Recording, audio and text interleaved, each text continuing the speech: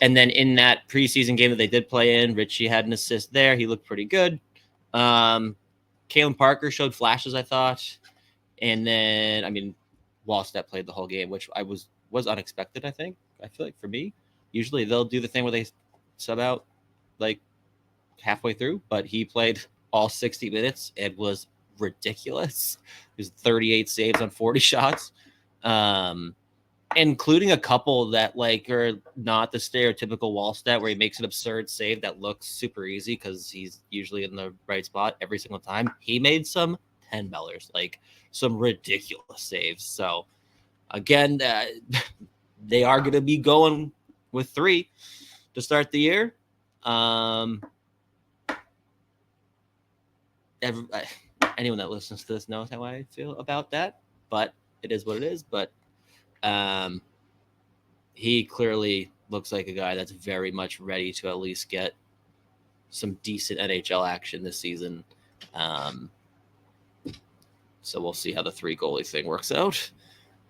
But couple other standouts though because I'm at this point might as well just go right into the preseason game. It was a 5-2 win against Winnipeg. Again, big time standout was Wallstedt. Clearly, probably the best player on the ice for either team, obviously.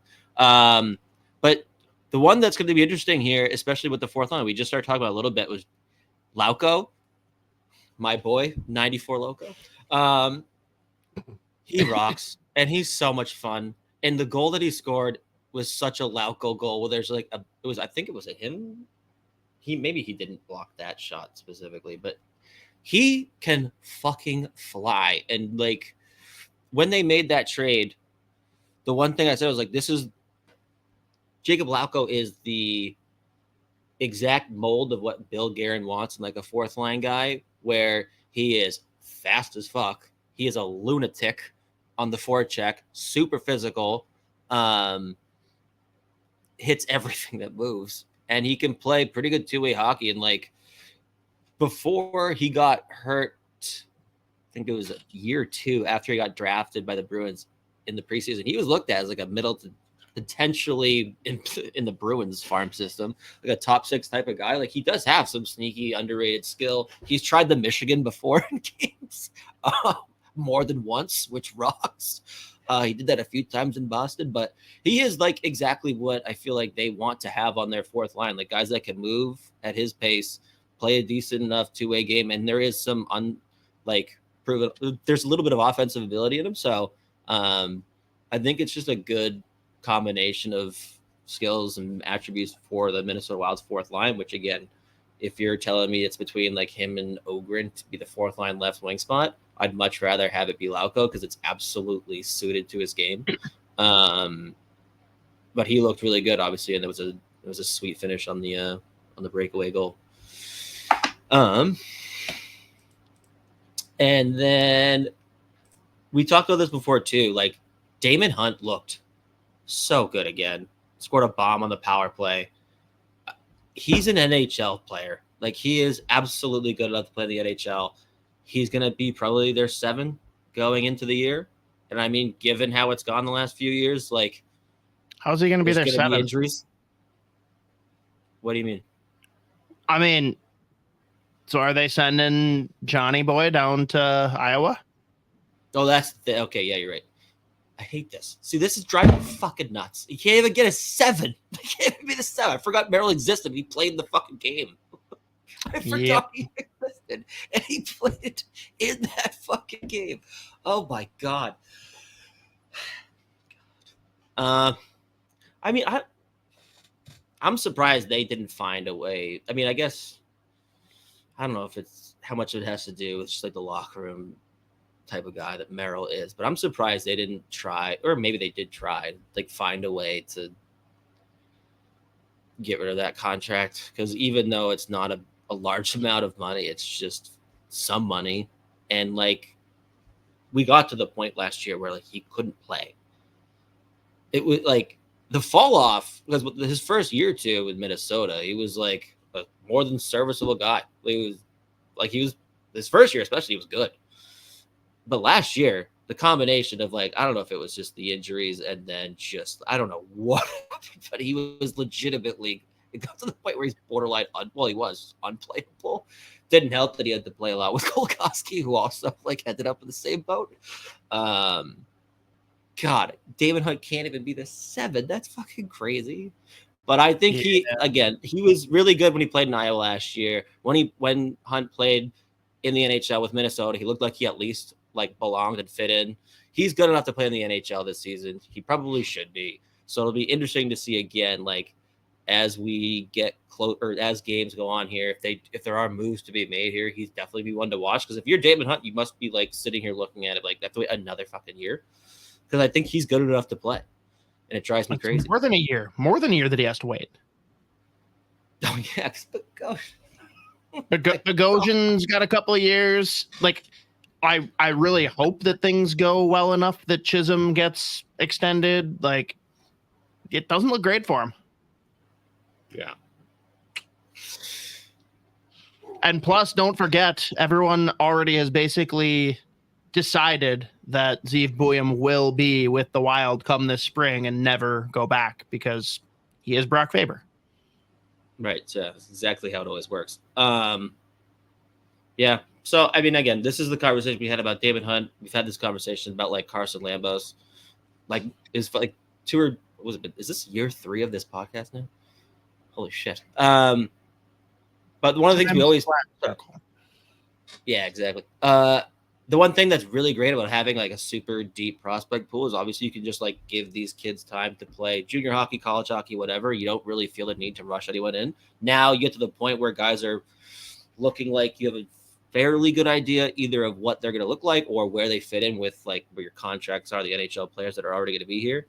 And with some of these guys, you're looking at like a David Hunt who's like probably should be playing in the NHL right now, at least next year, like or by most a year. I don't know. At least most, however you want to say it. Then you wonder where a guy like we said this before, like Lambos, where he fits in the future.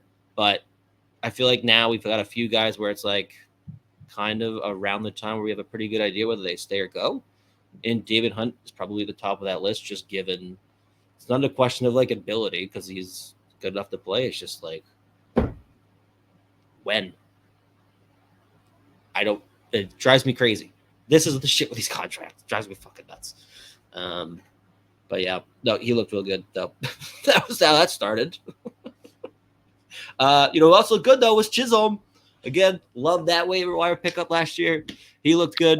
And then one of the standouts out front, again, he's just continued this crazy trajectory in his development.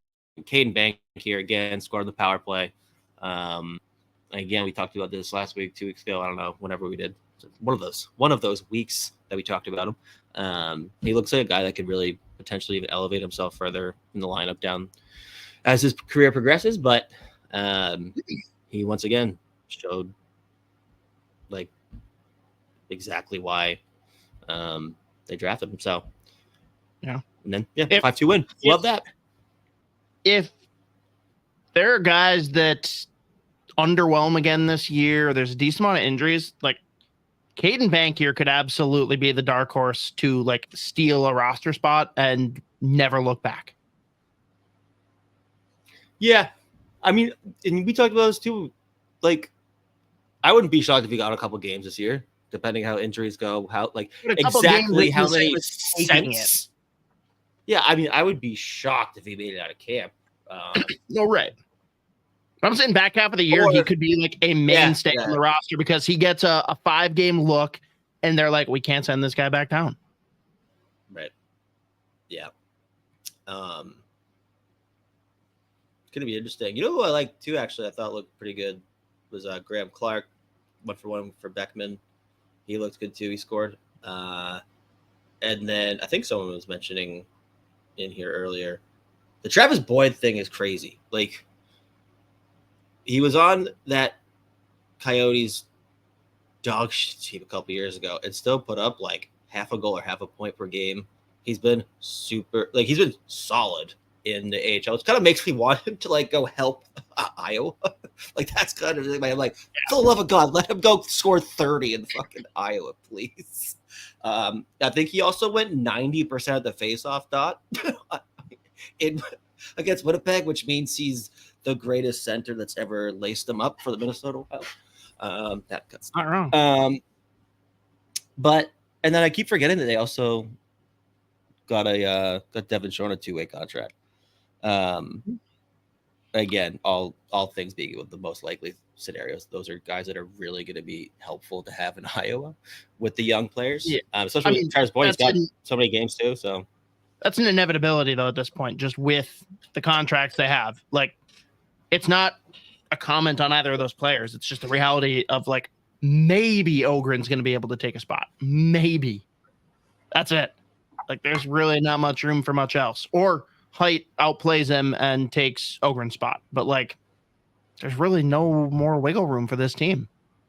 Hence Damon Hunt being the 8th defenseman. Despite possibly being the 6th best, That's not important. Fuck. God damn it. But all that to say, we loved it. The game was great. It was great. But again, Wallstedt, though, God, he looks good. He's so fucking good at hockey. I love him. But yeah, I don't know. I think that's all I got on that one. Oh, some idiot didn't put him number 1 in the prospect pool rankings. So, some idiot. Let's see. Oh, actually, last comment on that game, they went 2 for 3 of the power play and 5 for 5 of the PK. So that was. It was just remember that because it will never happen again. That's the. Well, it's funny too. Russo, being the guy he is, already has like a full article up on the ramifications of a Boldy injury, and the number 1 concern is the penalty kill. Yep. Not good. Just deep breaths. Deep breaths. Paper bag. Yeah, I can't even go in that.